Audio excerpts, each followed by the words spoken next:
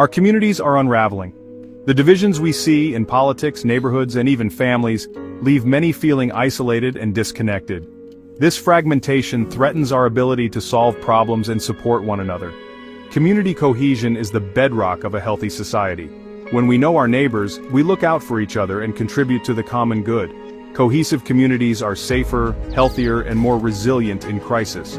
Yet trust is declining, both in institutions and in each other. The public square has become polarized, echo chambers deepen our divides, and cooperation stalls. We can't just wish for unity, we must build it, starting locally. Each of us has a role, through small acts of connection and collaboration. It means stepping outside our comfort zones and engaging with those who are different. The challenge is great, but our capacity for renewal is greater. The time to act is now. Our future depends on the strength of our community ties. The antidote to fragmentation is social capital, the value in our relationships and shared trust. Social capital is the glue that makes collaboration possible. When it's strong, communities flourish. People help each other, information flows, and collective action succeeds. Trust and reciprocity are the lifeblood of any group effort. Around the world, intentional efforts, such as Singapore's deliberate integration of different ethnicities to live side by side, or modern small-town initiatives like those in Edwardsville, Illinois, prove that social capital can be built. It thrives in places that encourage interaction parks, libraries, and community centers. The key is trust, collaboration, and shared responsibility. Social capital doesn't just happen, it must be cultivated. When we invest in these connections, we create a virtuous cycle that strengthens everyone. At the heart of every community is the commons, shared resources and relationships. Protecting a park or cleaning a river strengthens both our environment and our social bonds. The commons also includes our social networks and shared norms. Every act of volunteering or helping a neighbor replenishes this social capital. Public spaces, libraries, schools, parks are where social capital is generated. Investing in these spaces is investing in our community's resilience.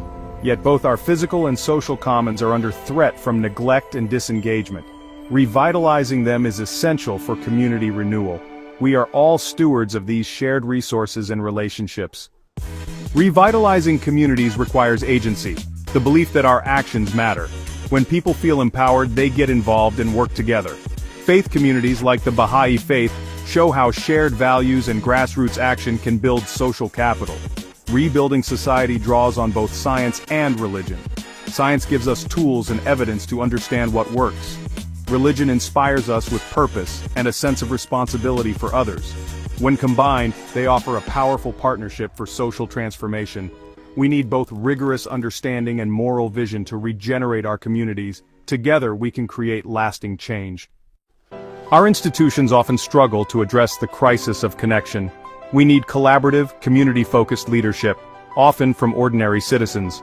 Research shows that working together on shared goals breaks down prejudice and builds unity.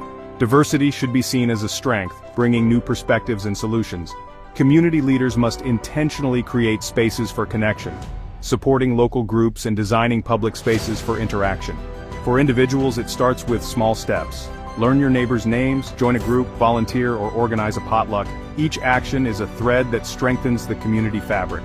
We stand at a crossroads, but the path forward is clear agency, collaboration, and commitment to the common good.